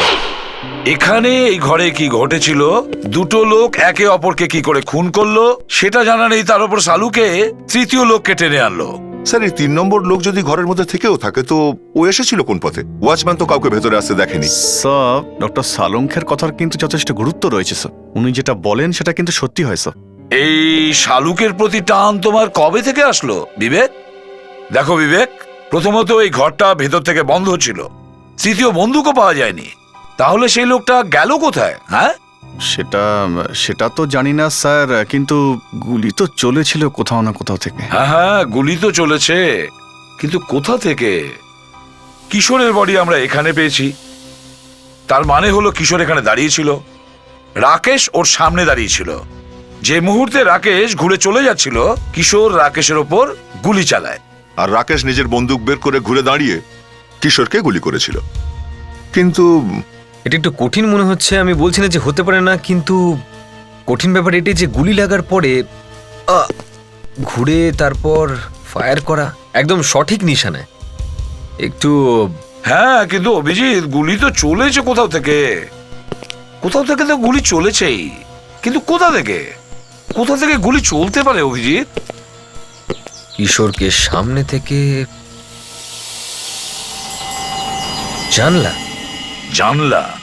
হ্যাঁ হ্যাঁ, হতে পারে স্যার। ওই লোকটা এখানে বাইরে লুকিয়ে দাঁড়িয়ে ছিল আর সে জানলার বাইরে থেকে গুলি চালিয়েছিল। হ্যাঁ, তা হতে পারে। ফেডরিক্স, বিবেক, যাও বাইরে গিয়ে দেখো, দেখো কিছু পাওয়া যায় কিনা। একটু ম্যাগনিফাইং গ্লাসটা দাও।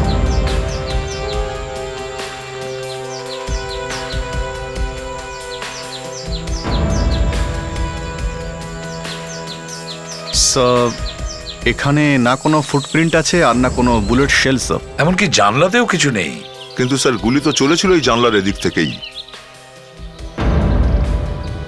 জানলা? আর একটা জানলা? গুলি ওখান থেকেও আসতে পারে স্যার। ওই 3 নম্বর লোকটা এখানে ছিল না স্যার, ও ওইখান থেকেই গুলি চালিয়েছিল। ওখানে গিয়েই দেখ। আরে, এ বাড়িটা তো বন্ধ, আর এখানে কোনো ওয়াচম্যানও নেই। হয়তো এদিকে কোথাও গেছে স্যার। মনে তো হচ্ছে না এখানে কেউ থাকে বলে। কিন্তু ওয়াচম্যান তো থাকার কথা। আমার তো মনে হয় গুলি এখান থেকে চলেছে, এই বাংলো থেকে। অভিজিৎ, এই বাংলোর মালিককে ফোন করেছিলেন না? হ্যাঁ স্যার, ফোন করেছিলাম, এখনই চলে আসবে। কোনো মিসেস রিমা। মিসেস রিমা?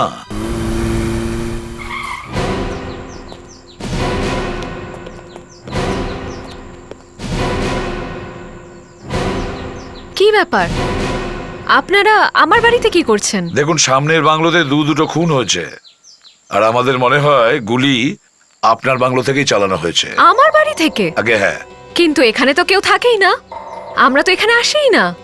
হ্যাঁ, একজন ওয়াচম্যান আছে, বিশম্বর। ওয়াচম্যান কোথায় সে? ওকে ফোন দেওয়া আছে, করছি কিন্তু ধরছে না। ঠিক আছে, কোনো ব্যাপার না, আপনি একটু ঘরটা খোলার ব্যবস্থা করুন। আসুন।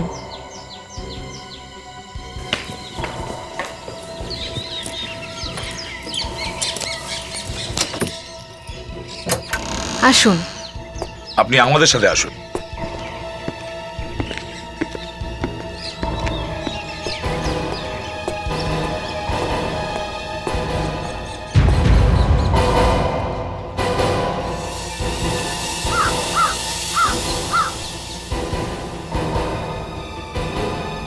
স্যার, হ্যাঁ, জানলাটা এখান থেকে পরিষ্কার দেখা যাচ্ছে। মাই গড, স্যার এদিকে আসুন। মাই গড,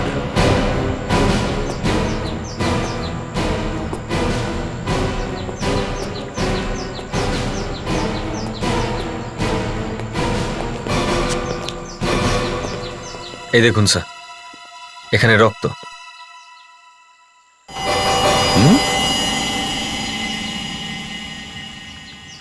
হ্যাঁ, রক্ত এখানে পড়ে আছে, মানে এখানে নিশ্চয়ই কোনো লোক দাঁড়িয়েছিল, আর সম্ভবত ওর চোটও ছিল, আর এই জানলা থেকে ও লাফিয়ে পালিয়েছে। সালুকে ঠিকই বলেছিল, এর মধ্যে তৃতীয় কেউ একজন আছে। কিন্তু এখানে কেউ কি করে আসবে? এখানে তো শুধু ওয়াচম্যান। কোথাও ওর কোনো ক্ষতি হয়নি তো? ওয়াচম্যানকে ফোন করেছেন? হ্যাঁ, আমি আরেকবার করছি।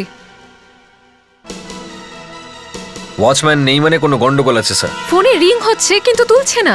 ঠিক আছে, কোনো ব্যাপার না, এক কাজ করো, মোবাইল কোম্পানিকে ফোন করো আর খোঁজ নাও এই বিশম্বরের ফোন কোথায় বাজছে আর লোকেশন কি। স্যার, এটার মাধ্যমে ঠিক জানতে পারা যাবে যে মোবাইলের লোকেশনটা এক্স্যাক্টলি কোথায় দেখাচ্ছে। মেন রোডে এসে গেছি আমরা। হ্যাঁ, ওদিকেই যাচ্ছি। হ্যাঁ, এই ওয়াচম্যানটার ফোন বাজছে কিন্তু ও তুলছে না। এইখানে দেখি চলো। হ্যাঁ, আমরা একটা বাড়ির মধ্যে আছি। হ্যাঁ, রিং তো হচ্ছে, ফোনটা এখানেই কোথাও রয়েছে। ফোন চালু আছে তো? রিং হচ্ছে তো? স্যার স্ক্রিনে সিগন্যাল তো এখানেই দেখাচ্ছে।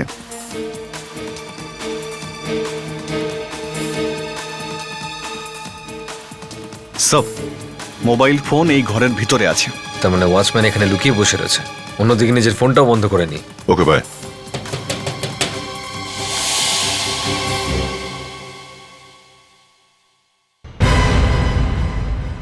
কারা আপনারা? আমরা সিআইডি থেকে এসেছি। মানে পুলিশ? কি হয়েছে? এই বিশ্বম্ভর এখানেই থাকে? না, ও তো এখানে থাকে না। কে ও? আপনার এখানে কোনো মোবাইল ফোন আছে? না, আমার এখানে কোনো মোবাইল ফোন নেই। আমরা দেখতে পারি? না, আপনারা ভেতরে আসতে পারেন না। আপনারা যদি ভেতরে আসেন তো আমি চিৎকার করব। বিবেক, এই ফোনটা ভিতরেই আছে তো? হ্যাঁ স্যার, আপনি নিজেই দেখে নিন, সিগন্যাল তো এখান থেকে আসছে স্যার। দেখুন, আপনার ঘরে একটা মোবাইল ফোন রয়েছে, প্লিজ এখন আপনি সরে যান। দেখুন দেখুন, হ্যাঁ, ফোনটা বাজছে। আপনারা এটা করতে পারেন না।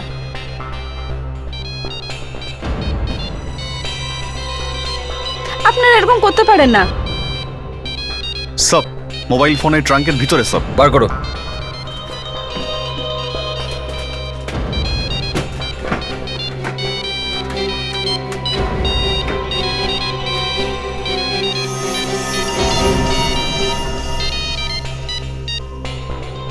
কি এটা? হ্যাঁ, কি এটা?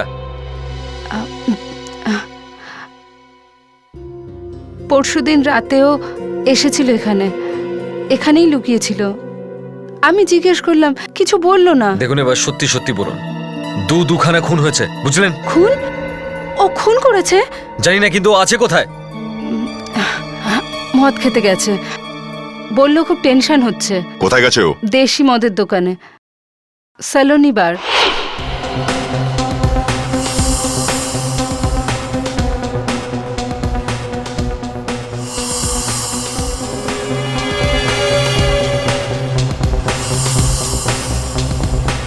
অভিজিৎ,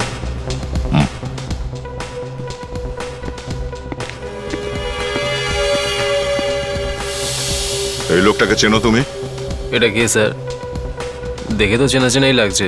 তোমার যমজ ভাই এটা। কি যে বলেন না স্যার, আমি তো একাই ছিলাম, আমার ভাই কোথা থেকে আসবে? বাংলো থেকে এসেছে। বাংলো? পালালি কেন ওখান থেকে? হ্যাঁ স্যার, ওখানে রক্ত। হ্যাঁ, রক্ত। কোথা থেকে এসেছিল ওটা? স্যার, ওই ছেলে আর মেয়েটা। কোন ছেলে, কোন মেয়ে? স্যার, ওই আসলে কি বাড়িটা খালি থাকে, তাই আমি একটু এক্সট্রা ইনকামের জন্য ওই বাড়িটা প্রায় ভাড়া দিয়ে থাকি। তো কালকে রাত্রেও স্যার একটা ছেলে আর একটা মেয়ে এসেছিল, তা ওদেরও আমি রুমটা ভাড়ায় দিয়েছিলাম।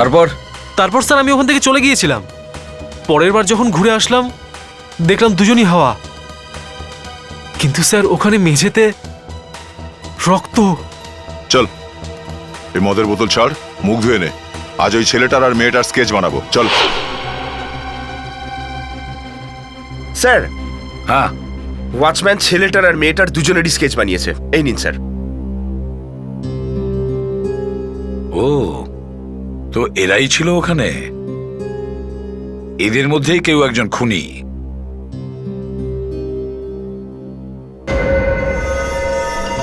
নিশ্চয়ই এরা দুজন নিজের নিজের বাড়িতে মিথ্যে কথা বলে বেরিয়েছিল। এরা হয়তো বাড়িতে কিছু বলেও নি স্যার। দুজনের মধ্যে কারোর কিছু হয়েছে, কেউ একজন বাড়ি পৌঁছয়নি, ওর বাড়ির লোকেরা নিশ্চয়ই রিপোর্ট লিখেছে। চলো দেখি। হ্যাঁ অভিজিৎ। হ্যাঁ স্যার, সার্চিং মোডে রয়েছে।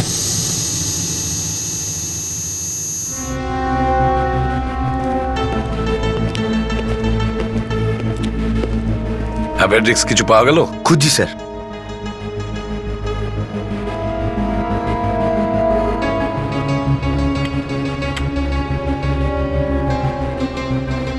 স্যার। হ্যাঁ স্যার, পারফেক্ট ম্যাচ। এই মেয়েটা বাড়ি পৌঁছায়নি, বেচারি। কতবার আমরা পাবলিকদের বুঝিয়েছি সাবধানে চলাফেরা করো, কিন্তু শোনেই না। কে মেয়েটি, কি নাম?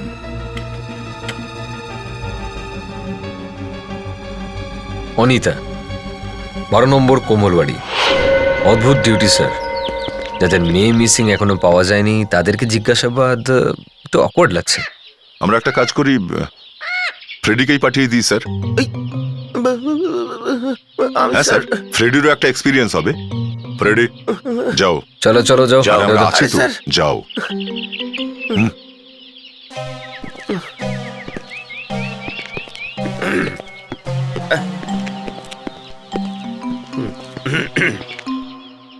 আপনারা কারা?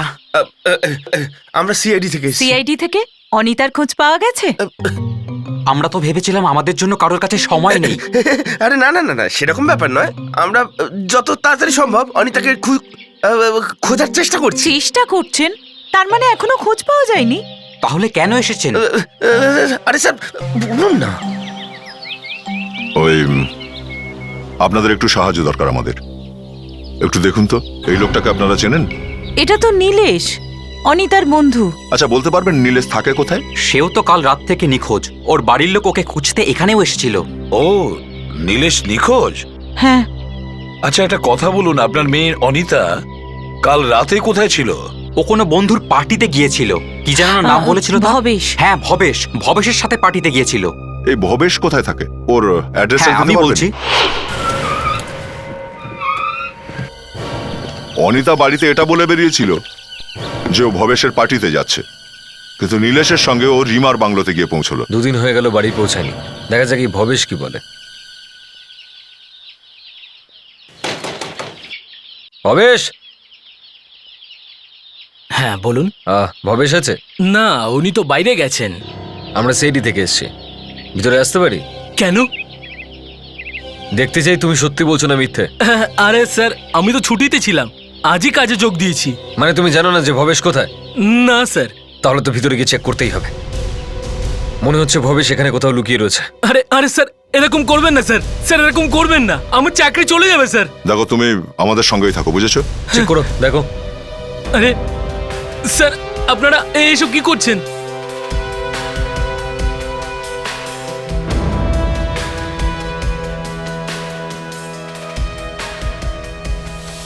এক মিনিট কাজ করতে দাও।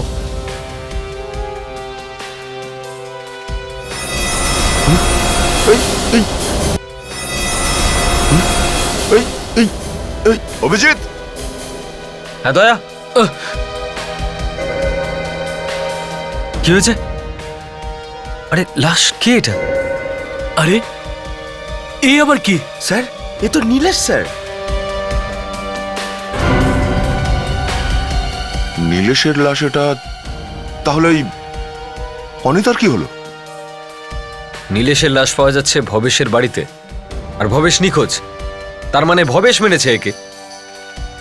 তবে একটা ব্যাপার আছে বস, ওয়াচম্যান নীলেশ আর অনিতাকে বাংলো দিয়েছিল, তারপরে ওরা দুজন ওখান থেকে গায়েব হয়ে গেছে। স্যার, ওই রক্তের দাগ, ওটার কথা ভুলে গেছেন আপনি, যেটা মাটিতে পড়েছিল। তুমি বলতে চাইছো ওই রক্তটা এর, নীলেশের? Yes sir. স্যার, মনে হচ্ছে নীলেশকে অনিতাই মেরেছে। অনিতা? যে রক্ত আপনারা রিমার বাংলো থেকে পেয়েছেন ওটা নীলেশেরই। নীলেশের রক্তের সঙ্গে ম্যাচ করেছে। আচ্ছা, যদি ওই রক্ত নীলেশের হয় তাহলে অনিতা কোথায় গেল? আমরা তো ভেবেছিলাম নীলেশই খুন করেছে ওখানে অনিতাকে। স্যার, হতে পারে যে নীলেশ আর অনিতা দুজন মিলে কিশোরকে খুন করেছিল। পরে দুজনের মধ্যে কোনো কারণে ঝগড়া হয়ে যায়, তখন অনিতা নীলেশকে গুলি করে দেয়। না অভিজিৎ, এটা কখনই হতে পারে না। কেন হতে পারে না? কারণ নীলেশের হাতে গান পাউডার একদম ছিল না, তার মানে নীলেশ গুলি চালায়নি। আর একটা কথা, নীলেশের মৃত্যু কালকে রাতেই হয়েছিল, ওই সময় যখন কিশোর আর রাকেশের মৃত্যু হয়েছিল। মানে কিশোর, রাকেশ আর এই নীলেশের মৃত্যু একই সঙ্গে হয়েছে? আগে হ্যাঁ। নীলেশ যদি গুলি না চালিয়ে থাকে তো অনিতাই বাকি রইল। তার মানে অনিতা কিশোরকে গুলি করলো, তারপরে নীলেশকে। হয়তো। আরে সবসময় হয়তো। স্যার, এই নীলেশের বডি আমরা ভবেশের বাড়ি থেকে পেয়েছি। হতে পারে এই ভবেশও অনিতার সঙ্গে রয়েছে। হয়তো, আবার হয়তো। আরে একবার তো অন্তত বলবে কি হয়েছে। কি বলবো? এটাই, নীলেশ যে গুলিতে মারা গেছে সেটা কোন বন্দুক থেকে চলেছে। ধরে ফেলেছে তো বস, নীলেশের বডি থেকে গুলি পাওয়াই যায়নি। কি? আগে হ্যাঁ, গুলি বুকে লেগেছে আর পিঠ দিয়ে বেরিয়ে গেছে। তার মানে কেউ খুব কাছ থেকে গুলি করেছে। 3টে লাশ পাওয়া গেছে, কিশোরের, রাকেশের আর নীলেশের। তিনটে বন্দুক পাওয়া গেছে, কিশোরের, রাকেশের আর ভবেশের, কিন্তু গুলি শুধু দুটো। 3টে লাশ, 3টে পিস্তল, কিন্তু গুলি হলো মাত্র দুটো। আর 3 জনের মৃত্যু একই সময়। এর মানে হলো ইয়েস ইয়েস, বুঝতে পেরেছি কি হয়েছে। কি হয়েছে বস, আমাকেও বলো। তোমাকে পরে বলছি সালুকে, লেটস গো। হেই, বাহ, আমার থেকে তো সবকিছু জেনে নিচ্ছ, আর আমি জানতে চাইলেই বলবে পরে বলবো। Let's go, let's go.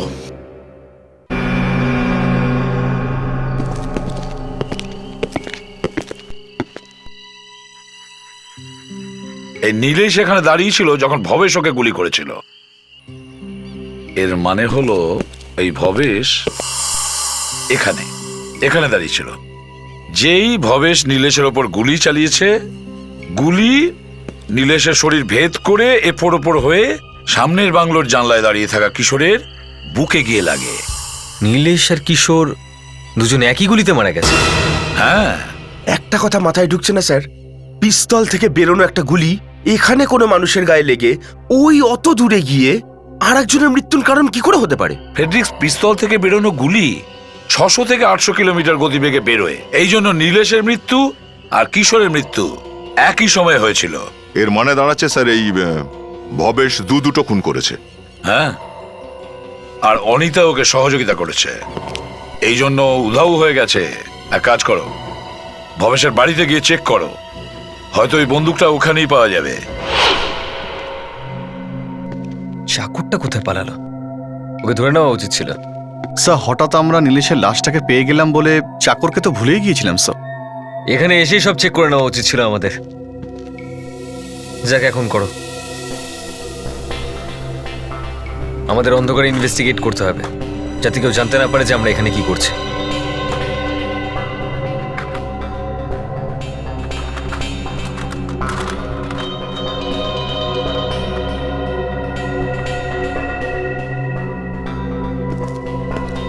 Sir, হ্যাঁ, এগুলো ড্রয়ারের ভিতরে ছিল স্যার।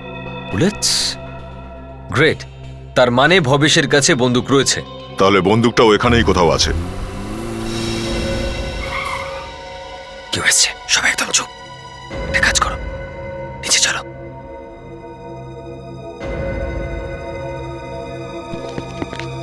সবাই পজিশন নিয়ে নাও।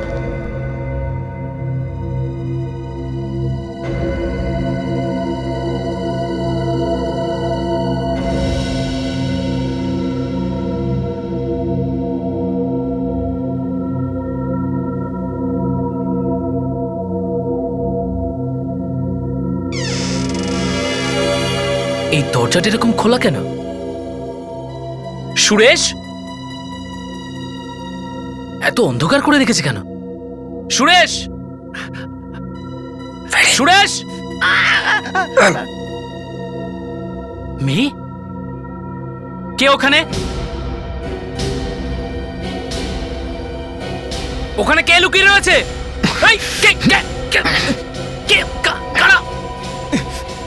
বল ভবেশ। কারা আপনারা? আমরা সিআইডি থেকে আসছি। সিআইডি? অনিতা কোথায়? হ্যাঁ, কোথায় অনিতা? কে অনিতা? বলছি ও বাইরে গাড়িতে আছে। গাড়িতে? গাড়িতে? এবার শান্তি পেলাম। আরে, গাড়িটা তো ফাঁকা। অনিতা পালিয়ে গেল নাকি? পালিয়ে যাবেই বা কোথায়? এখানেই কোথাও আছে, খুঁজে দেখি চলো। ডিকিতে।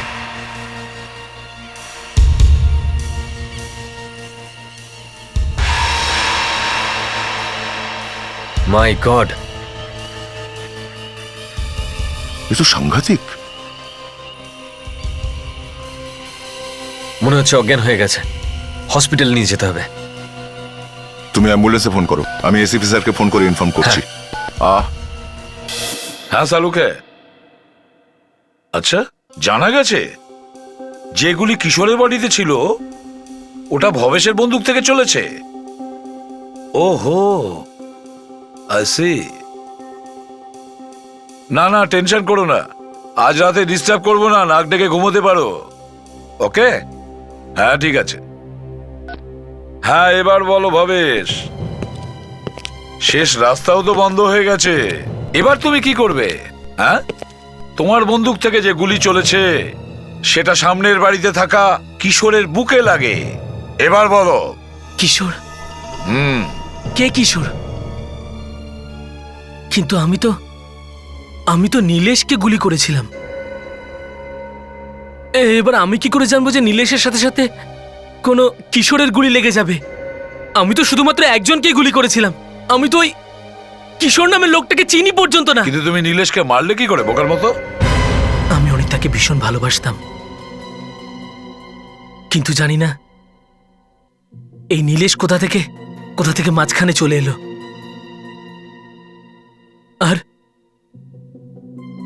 আর ওদের দুজনে প্রেম শুরু হয়ে গেল। আর এই কথাটা যে আমি জানতে পারি, আমার মাথা খারাপ হয়ে গিয়েছিল। আর আমি একদিন ওদের দুজনকে পার্টির অছিলায় আমার বাড়িতে ডেকে নিয়ে আসি। কিন্তু ওরা দুজন ওখান থেকে পালিয়ে রিমার বাংলোতে চলে আসে, তাই না? হ্যাঁ, আর যেই আমি ওদের দুজনকে যেতে দেখলাম, আমি ওদের পিছু নিলাম। অনিতা, ওই যেই ছিল আর আসবে না, ট্রাস্ট মি।